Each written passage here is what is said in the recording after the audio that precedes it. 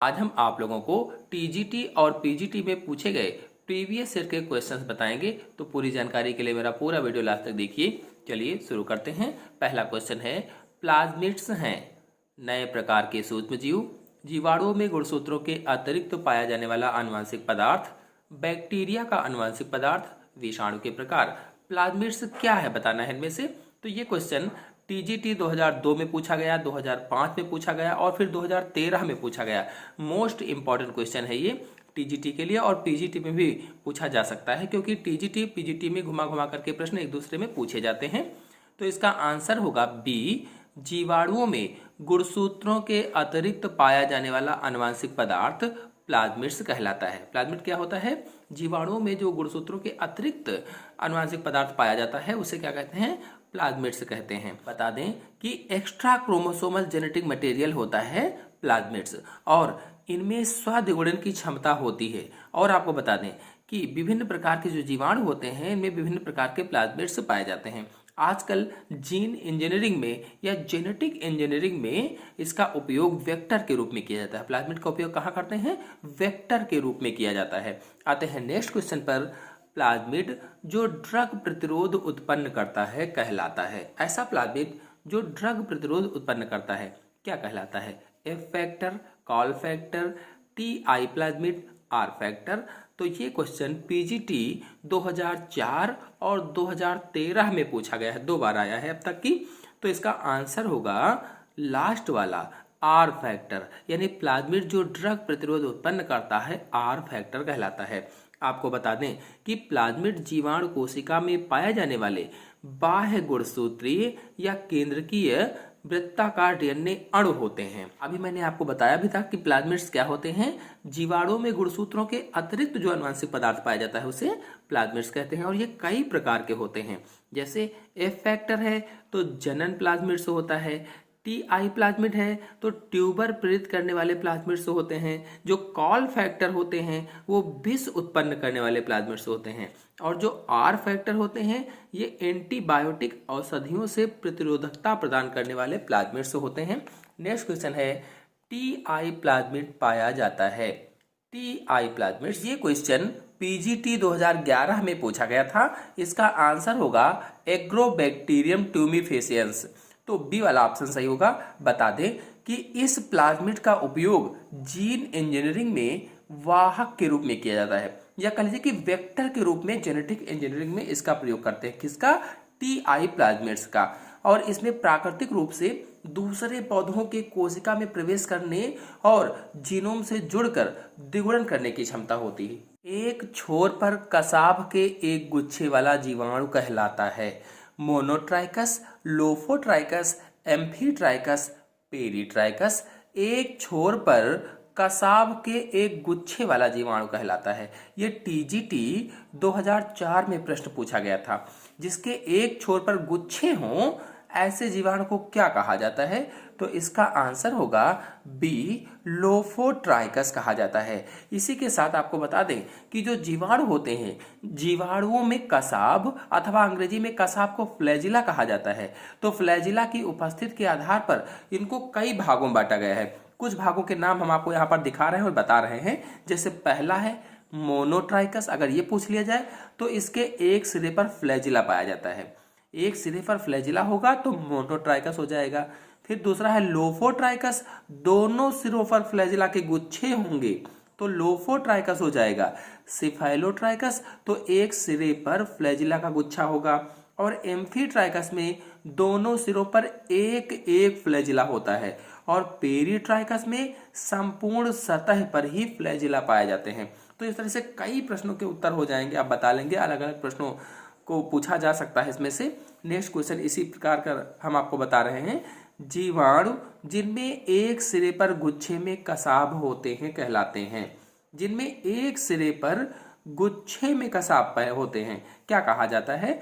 तो इसका आंसर होगा सी, क्या कहेंगे? सिफेलोट्राइकस कहेंगे। ये टीजीटी 2013 में प्रश्न पूछा गया था। नेक्स्ट क्वेश्चन है, दूध से दही किसके द्वारा बनता है? दूध से दही, Acetobacter एसिटी, bacillus megaterium, Xanthomonas try, उपयुक्त में से कोई नहीं। दूध से दही बनने वाले जीवाणु का नाम बताना है। यह प्रश्न पीजीटी 2013 में पूछा गया है, तो इसका आंसर होगा लास्ट वाला उपयुक्त में से कोई नहीं। बता दें कि दूध से दही उत्पन्न करने वाले जीवाणु जो होते हैं वो स्ट्रेप्टोकोकस लैक्टिस होते हैं और लैक्टोबैसिलस श्रेणी के आते हैं। ये जीवाणु दूध में जो शर्करा उपस्थित होती है उसको लैक्टिक अम्ल में चेंज कर देते हैं और फिर दूध से दही बन जाता है या प्राप्त हो जाता है। नेक्स्ट क्वेश्चन है, एंटीबायोटिक शब्द किसने दिया? Fleming, Waksman, Funk, Jenner. ये क्वेश्चन पीजीटी 2013 में पूछा गया था कि एंटीबायोटिक शब्द किसने दिया। इसका आंसर होगा बी, वॉक्समैन ने दिया था।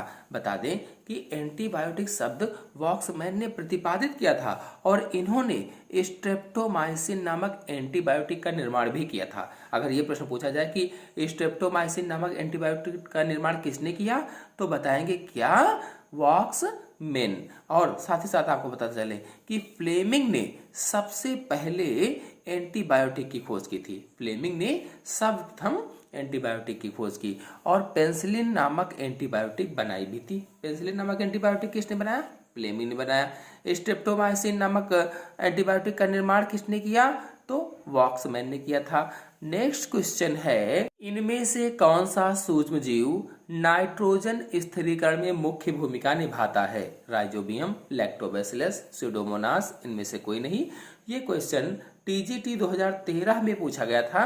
कौन सा सूक्ष्म जीव ऐसा है जो नाइट्रोजन का फिक्सेशन करता है या स्थिरीकरण करता है?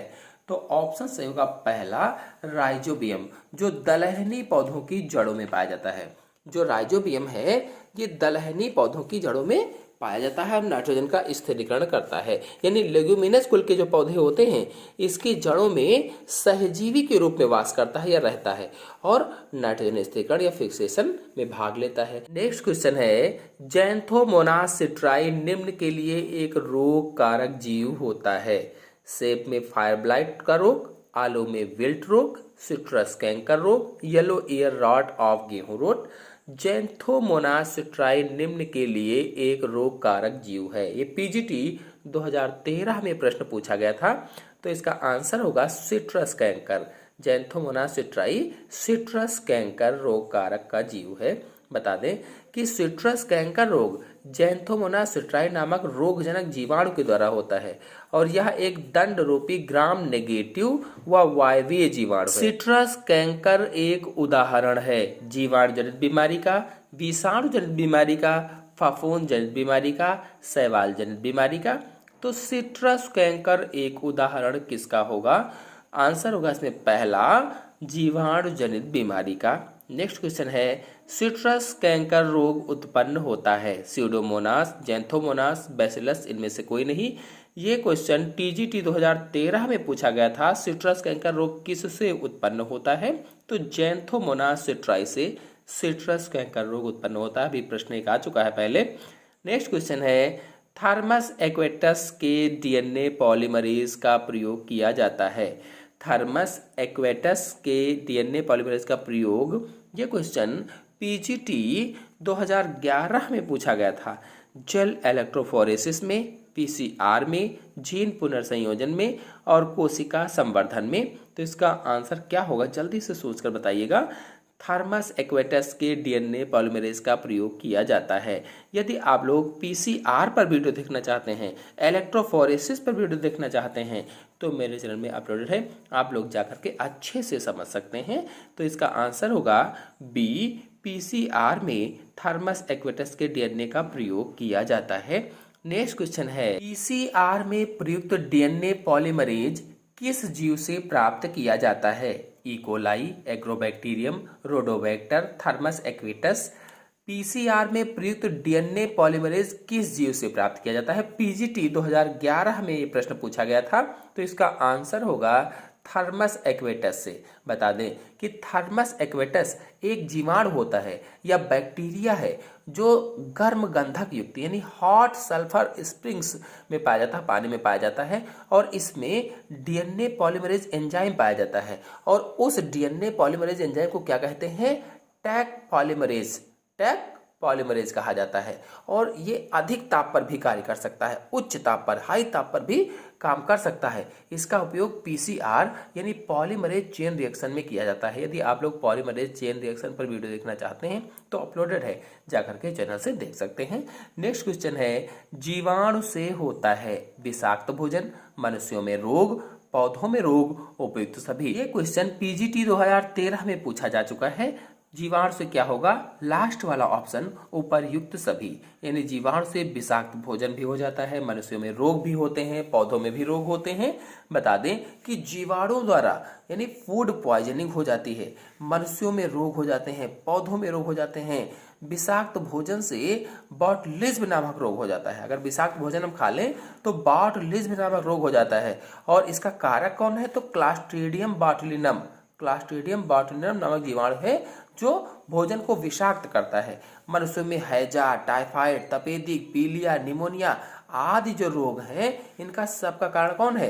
सब जीवाणु जनित रोग हैं, जीवाणु के द्वारा होते हैं ये। और इसी तरह से पौधों में अगर लिए तो सिट्रस कैंकर है, रिंग रॉट ऑफ पोटैटो है, आदि सब जीवाणु जनित रोग होते हैं। नेक्स्ट क्वेश्चन है, निम्न में से कौन बिना किसी विशिष्ट आकृति का होता है? साइनोबैक्टीरिया, माइकोप्लाज्मा, जीवाणु, बैक्टीरियोफेज। कौन बिना किसी विशिष्ट आकृति का होता है? पीजीटी 2013 में प्रश्न पूछा गया था, तो इसका आंसर होगा माइकोप्लाज्मा। यदि आप लोग माइकोप्लाज्मा पर वीडियो देखना चाहते हैं तो मेरे चैनल में एक एक जानकारी इस पर अपलोडेड है, चैनल में जाकर के आप देख सकते हैं। माइकोप्लाज्मा जो होते हैं ये विशिष्ट आकृति के होते हैं और ये बहुरूपी जीव होते हैं, यानी पेलियोमॉर्फिक जीव होते हैं। गोल भी होते हैं, तंतुल भी होते हैं, ताराकाय भी होते हैं, अनियमित पिंड के रूप में भी होते हैं, तो इसलिए कहा है बहुरूपी होते हैं। नेक्स्ट क्वेश्चन है, जीवाणु उपयोगी होते हैं। 4 ऑप्शन दिए गए हैं, इसमें से कौन सा ऑप्शन सही होगा? किस लिए उपयोगी होते हैं? पीजीटी 2013 में ये प्रश्न आ चुका है, तो इसका आंसर होगा उपर्युक्त सभी, यानी प्रतिजैविक बनाने में भी, यानी एंटीबायोटिक बनाने में भी, सीरम एवं वैक्सीन बनाने में भी, दही बनाने में भी जीवाणु उपयोगी होते हैं। आर्थिक दृष्टि से जीवाणु उपयोगी हैं। नेक्स्ट क्वेश्चन है, जीवाणु होते हैं एक कोशिकीय जीव, द्विकोशिकीय जीव, बहुकोशिकीय जीव, उपयुक्त सभी। तो इसका आंसर क्या होगा? जल्दी से सोचिए। जीवाणु होते हैं एक कोशिकीय, द्विकोशिकीय, बहुकोशिकीय या उपयुक्त सभी। तो पीजीटी 2013 में ये प्रश्न पूछा गया था, इसका आंसर होगा जीवाणु एक कोशिकीय जीव होते हैं। तो जीवाणु या इसे बैक्टीरिया कहा जाता है, ये यूनिसेलुलर होते हैं या एक कोशिकीय होते हैं और इनकी खोज लगभग 3 शताब्दी पूर्व हॉलैंड के वैज्ञानिक एंटोनी वान लीeuwenhoek ने की थी। जीवाणु की खोज किसने की? वैज्ञानिक एंटोनी वान लीeuwenhoek। ये कहाँ के निवासी थे? हॉलैंड के निवासी थे। नेक्स्ट क्वेश्चन है, भोजन की विषाक्तता किसके कारण होती है? 4 ऑप्शन दिए गए हैं, Clostridium botulinum, Salmonella typhosa, Clostridium tetani, उपयुक्त में से कोई नहीं। अभी मैंने आपको पहले बताया था, जल्दी से आप लोग सोचकर बताइए भोजन की विषाक्तता किसके कारण होती है? पीजीटी 2013 में ये प्रश्न पूछा गया था, आंसर होगा इसमें पहला क्लास्ट्रीडियम बोटुलिनम। तो ये जो है जीवाणु, ये मृत जीवी जीवाणु है, यानी मृत जीवी है और भोजन को क्या करता है? विषाक्त करता है, जहरीला बनाता है। नेक्स्ट क्वेश्चन है, बॉटुलिज्म है। बॉटुलिज्म क्या है? 4 ऑप्शन दिए गए हैं, इसमें से कौन सा ऑप्शन सही होगा? बॉटुलिज्म क्या है? पीजीटी 2005 में प्रश्न पूछा गया था, तो इसका आंसर सही होगा सी, क्लास्ट्रीडियम नामक मृतोपजीवी जीवाणुओं द्वारा उत्पन्न भोजन विषाक्तता बॉटुलिज्म कहलाता है। बॉटुलिज्म क्या है? जो क्लास्ट्रीडियम जीवाणु होता है मृतजीवी, इसके द्वारा जो विषाक्तता उत्पन्न हो जाती है भोजन में, उसे ही बॉटुलिज्म कहा जाता है।